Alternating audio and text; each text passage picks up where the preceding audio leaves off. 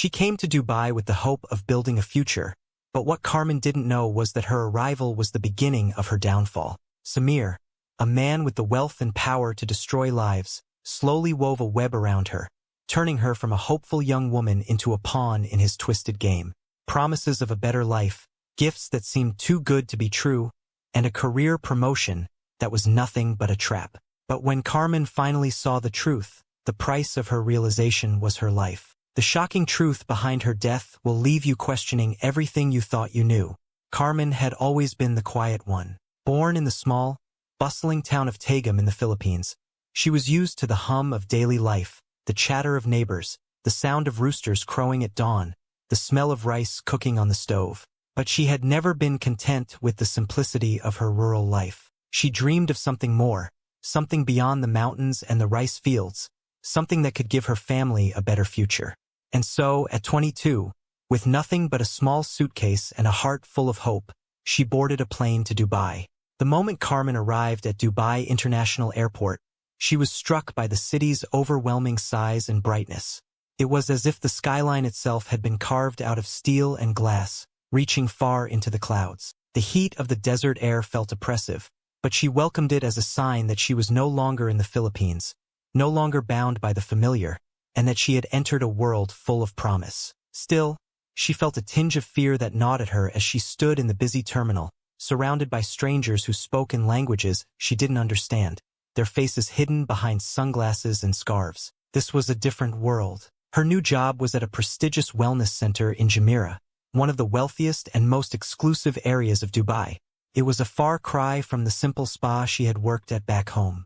The center catered to the elite, people who had wealth beyond comprehension and schedules so packed that a massage was often the only time they could slow down. Carmen was assigned to give therapeutic massages to these clients, and though the work was physically demanding, it was better than what she had left behind. The pay was decent, but the cost of living in Dubai was staggering. Rent for her small apartment took a significant chunk of her salary, and her family back home in the Philippines relied on her to send money every month. It was hard, very hard.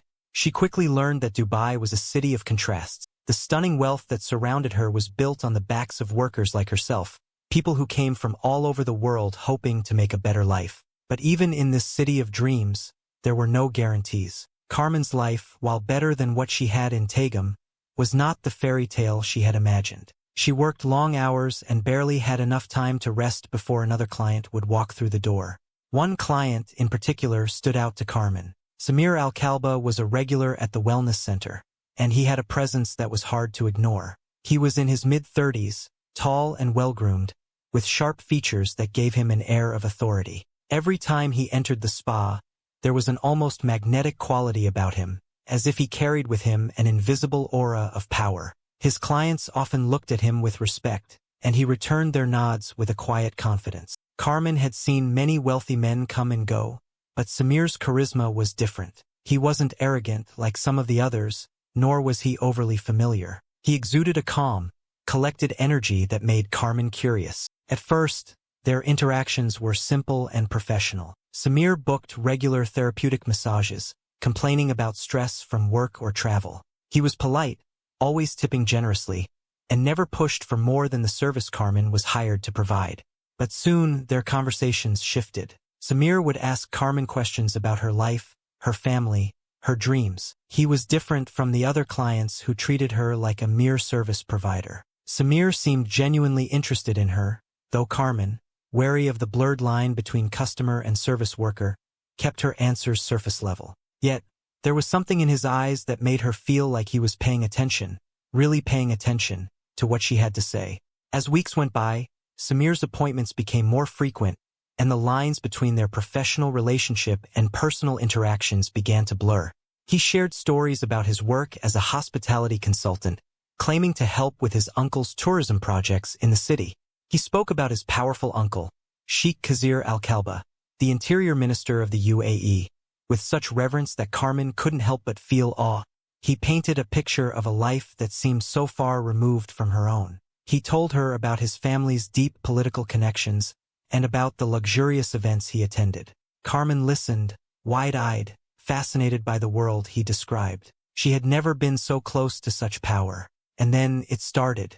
The small gestures that made Carmen's heart race, the thoughtful gifts, the expensive perfumes, the flowers. They weren't overwhelming or insistent. They were just enough to make Carmen feel seen, appreciated. For someone like her, who had always worked hard without any acknowledgement, it felt good. Too good. At first, she brushed off the thought, telling herself it was just Samir being kind, as he often was with others. But the gifts continued. He sent her a necklace one day, a pair of shoes the next. They weren't extravagant, but they were luxurious, things she couldn't afford for herself. She accepted them with a smile, thinking how grateful she was for the unexpected kindness. But behind the gifts, behind Samir's charismatic smile, something else was at play. Carmen didn't know it then, but she had become part of something much larger, something far darker than she could have imagined. As Samir slowly weaved his way into her life, she began to believe in the promises he made. Promises of help with her visa, promises of better opportunities. Samir made it clear that he could offer her a way out of her financial struggles, a path to something better. And to Carmen, that path looked like salvation. But it wasn't salvation she was walking toward. It was a trap. Dubai was a place where wealth and power seemed to intertwine with secrets and shadows. But nothing had prepared Carmen for the truth about Samir. As their professional relationship continued to evolve, she couldn't help but feel that there was something unsettling beneath his charm, something that never fully lined up with the kind of man he portrayed himself to be. Samir, for all his attention, had begun to show signs of knowing just how far to push her. He was aware of Carmen's vulnerabilities, her financial struggles, her longing for a better life, her isolation in a foreign country. He had been patient, playing the role of the generous, caring benefactor, offering solutions to her problems, but there was always a slight undercurrent of control beneath it all.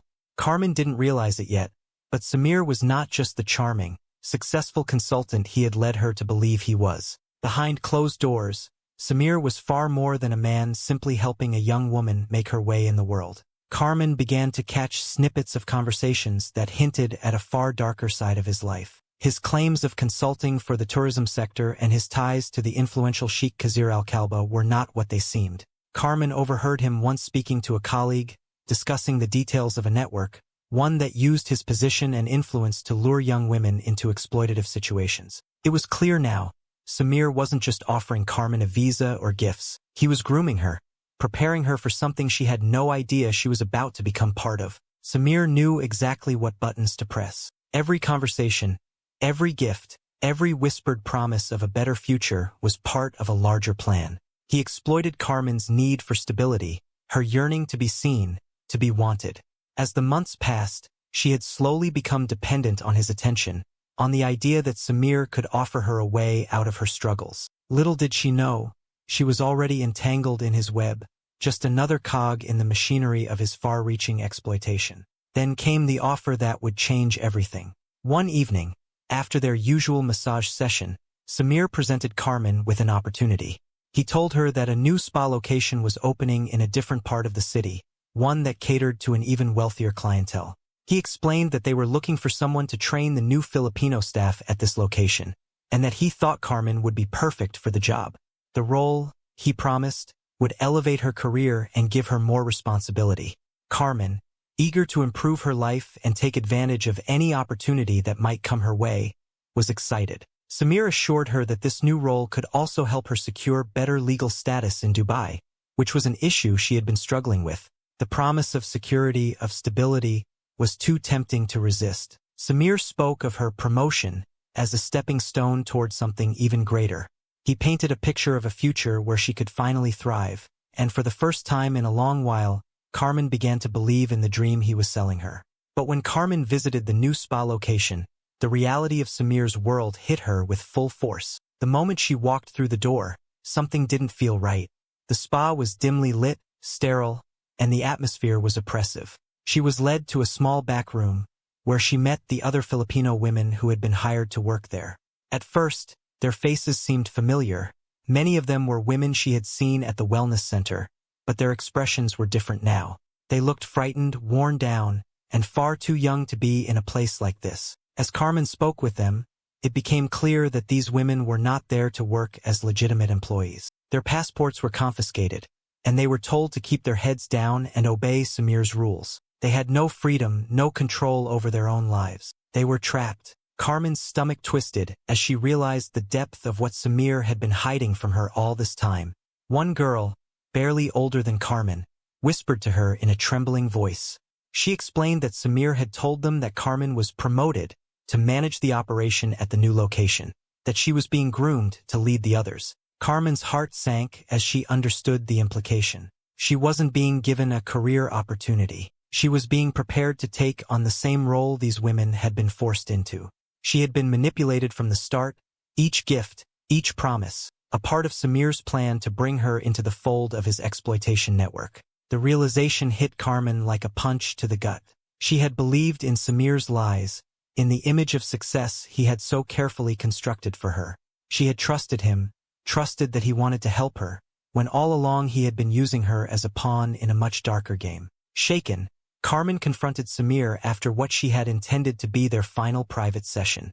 She could barely look him in the eye as she demanded the truth, asking him why he had led her into this trap. Samir's response was chilling in its calmness. He didn't deny her accusations. Instead, he confirmed them in a cold, detached manner, revealing the extent of his involvement in the human trafficking network. He made it clear that Carmen was already compromised. Her visa status, the gifts he had given her, the intimate photos he had taken, all of it could be used against her. He told her that there was no way out for her now, that she had been ensnared in his web long ago. If she attempted to expose him, if she tried to leave, he would destroy her. Carmen was paralyzed by the weight of his words. She had never felt so helpless in her life. Samir's voice was as smooth as ever, but now it carried an unmistakable threat. He was no longer the charming man who had once made her feel special. He was a predator, and Carmen had unwittingly walked right into his trap. She realized with a jolt that she had never been in control. Samir had always been several steps ahead, watching her, studying her, until he had her exactly where he wanted her. And now, with her entire life at risk, there was nothing she could do but watch as everything she had hoped for slowly slipped away. Carmen stood in the dimly lit room, her breath shallow as she fought to steady her racing heart. The walls, which had once felt like a refuge from the outside world, now seemed to close in around her. Samir sat across from her, his demeanor eerily calm, as though he were merely observing a scene he had carefully orchestrated. The realization of what he had done to her, what he had turned her life into, sank deep within her. The man she had trusted, the man who had promised her a better future, was now the architect of her worst nightmare. Her hands trembled as she spoke, her voice a whisper but resolute. "I'm going to the authorities," she said, each word heavy with defiance. "I will expose you for what you really are. All the lies, everything. It ends here." For a fleeting moment, she allowed herself to believe that she had power in this moment, that the truth would somehow free her from the web Samir had spun. But as Samir's lips curled into a cold smile, Carmen's stomach churned. He didn't flinch. He didn't react with panic or anger. Instead, he leaned back in his chair, watching her with calculating eyes, as if the threat she posed was no more than an inconvenience to him. "You think you can just walk away from this?" Samir's voice was smooth, his words dripping with a chilling calmness. "Do you honestly believe anyone would listen to you? You have no idea how deep this runs, Carmen. No idea how many people are invested in keeping this quiet." Carmen's chest tightened, but she stood firm. "I don't care how many people you have behind you. What you're doing is illegal. I'll tell them everything. You won't get away with it." A cruel laugh escaped his lips. "You really don't understand, do you? You think exposing me will help you? Do you honestly believe the authorities will side with you over someone with my connections? My family's influence stretches far beyond what you could ever imagine. If you go to the authorities, it's not just your visa that will be in jeopardy. You won't be safe here, or anywhere."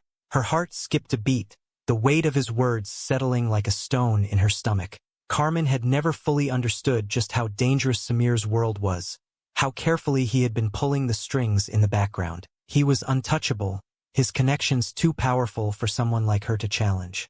She was just a foreign worker, a pawn in a much larger game, and the truth was, she was expendable. Samir's words hit her harder than she expected, but she refused to let him see her falter. "I won't be intimidated," she said, more to herself than to him. "I have to do something." "Do you?" he replied, his voice low and measured. "You've already made your bed, Carmen. You've been part of this for months now. Your actions, your gifts, your photos, you're compromised. Everything we've shared, everything you've done, can be used against you. You think you can just walk away from it? You can't. Not now. You're mine, whether you like it or not." The air in the room thickened, the oppressive weight of his words suffocating her. The reality of her situation was sinking in, a slow-burning understanding that there was no escape for her. Her visa was precarious, tied to Samir's promises. The gifts, the intimacy, the moments she thought had been real, they were all part of his manipulation, his strategy to bind her to him. Every gift, every compliment, every whispered promise had been a calculated move to ensure her compliance. Her heart raced, and for the first time since meeting Samir, she felt truly powerless. The man who had once made her feel special, chosen even, was now exposing her vulnerabilities with brutal clarity. She was trapped, but no matter how much Samir tried to make her feel small, to convince her that she had no other options, a spark of defiance remained in her chest. "I won't let you destroy me," she whispered, more to herself than to Samir, as she turned toward the door. "I'll find a way." But as she moved toward the door, Samir's voice stopped her. "You can walk away, Carmen, but remember this. No matter where you go, no matter what you do, I can always find you. And I will. You're already in too deep. Don't forget that." Carmen paused for a moment, her hand gripping the doorknob, her pulse pounding in her ears. His words hung in the air, like a threat made real. He wasn't just saying this to scare her, he meant it. Samir had the power to ruin her life, to make her disappear, and she knew that better than anyone. But she couldn't stop now. She had come this far, and she wouldn't allow him to break her spirit completely. Not when she had a chance to right the wrongs that had been done to her. Not when there were others like her, trapped and silenced by men like Samir. She would not let fear win. She had to fight. With a shaky breath, Carmen pushed the door open and stepped out into the night. The air outside was cool, a stark contrast to the suffocating tension inside. But she didn't feel the relief she thought she would. Instead, there was only an overwhelming sense of dread. She had taken the first step, but the road ahead was uncertain. Samir's warning echoed in her mind, and the weight of it pressed down on her chest. As she walked into the darkness, Carmen's thoughts raced. She knew she was taking a risk. Going to the authorities might not solve everything, and Samir's reach could extend farther than she realized. But what other choice did she have? She had already given up so much, her dignity, her trust, her peace of mind. She couldn't allow herself to be another victim in his game. She didn't know what would happen next, but one thing was certain. She had made her decision, and she was no longer willing to let Samir control her life. 2 days after Carmen's confrontation with Samir, a silence hung heavy in the air, a foreboding stillness that no one could shake. It was on that day that her life came to a tragic end, but the way she was found, her body cold and lifeless, was nothing short of haunting. The discovery was made by the building's security guard, who noticed that Carmen hadn't come out for her usual morning run. At first, he thought nothing of it. She had been working long hours recently, and maybe she just needed a rest. But when he called her phone, and it went unanswered, a strange unease began to creep in. Inside her apartment, Carmen lay on the floor, still dressed in the clothes she had worn the day before, her body cold from the absence of life. There were no signs of violence, no blood, no struggle, no broken furniture, no signs of a fight. It seemed almost as if she had simply closed her eyes and drifted into sleep, too peacefully, perhaps. On her nightstand, a bottle of sleeping pills was found, empty. Beside it was a crumpled note, scrawled in hurried handwriting, claiming that Carmen had ended her own life. The note spoke of shame over illegal work and mounting debts, vague, almost too perfect an explanation for a woman who had never shown any outward signs of distress. It didn't fit. Not the Carmen who had come to Dubai with dreams of a better future. Not the woman who had been full of hope just a few days earlier. Her shoes were left by the door, as if she had been on her way out when something had stopped her. A carry-on bag sat next to the door, still packed, perhaps ready for a trip she never took. Her phone, cracked from a fall, lay on the floor beside her. The screen was dark, lifeless, just like the woman who had once held it. The small details were the ones that didn't sit right. The bag packed, the phone, the shoes discarded so carelessly. Something felt wrong. The The police, when they arrived, immediately noticed the inconsistencies. The scene was too neat, too controlled, too convenient. The investigators were quick to rule out foul play, at least initially. The cause of death, they determined, was the overdose of sleeping pills, and the note seemed to back up the theory of suicide. But something about the whole situation didn't add up. Carmen was not a woman prone to emotional outbursts, nor had she ever mentioned being overwhelmed with guilt. Her friends and co-workers at the wellness center spoke of her as kind and steady, never one to make rash decisions. Her death was a blow to everyone who knew her, but it didn't make sense. Not like this, not after the few last conversations she'd had, especially the one with Samir. It wasn't long before the investigation into Carmen's death took a darker turn. As the detectives dug deeper, they found a trail of evidence that pointed back to Samir. The gifts he had sent her, the notes, the intimate photos they had exchanged. There was a connection between them that extended beyond professional boundaries. The investigators were quick to put together the pieces. Samir had been more than just a regular client. He had been a constant presence in Carmen's life, and as they traced his movements, they began to uncover the manipulation that had been taking place. They spoke to the other Filipino workers at the wellness center, and their stories painted a disturbing picture. Some had seen Samir frequently at the spa, others had heard whispers about him, about his generosity, his charm, and his interest in young women like Carmen. But none of them knew the full extent of what was happening. That was until Carmen had confronted him, unknowingly triggering the chain of events that would ultimately lead to her death. Samir's ties to his uncle, Sheikh Samir Al-Kalba, the interior minister of the UAE, were also a cause for concern.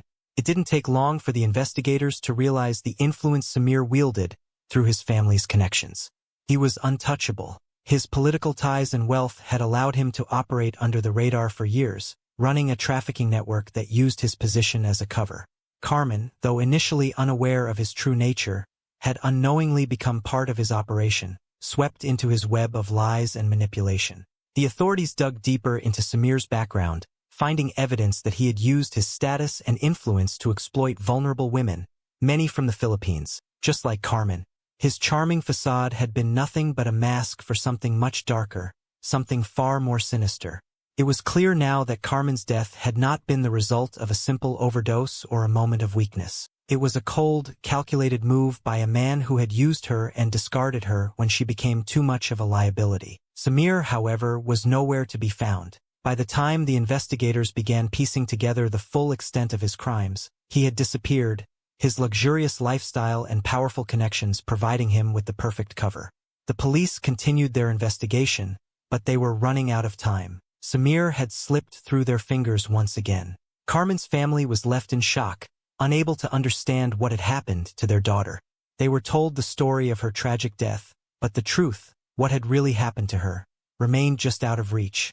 They never knew how Carmen had been manipulated, how she had been preyed upon by someone she had trusted. All they knew was that their daughter had been taken from them far too soon, her future stolen in the blink of an eye. The investigation into Carmen's death became more than just a search for answers. It became a battle to uncover the truth behind the human trafficking network that had claimed so many victims, including Carmen. But for now, that truth was still buried, hidden in the shadows of power and influence. Carmen's death was not an isolated incident. It was the tragic end of a story that had been playing out for years, one that would eventually come to light. As the investigation into Carmen's death unraveled, the full scope of Samir's criminal empire began to come to light.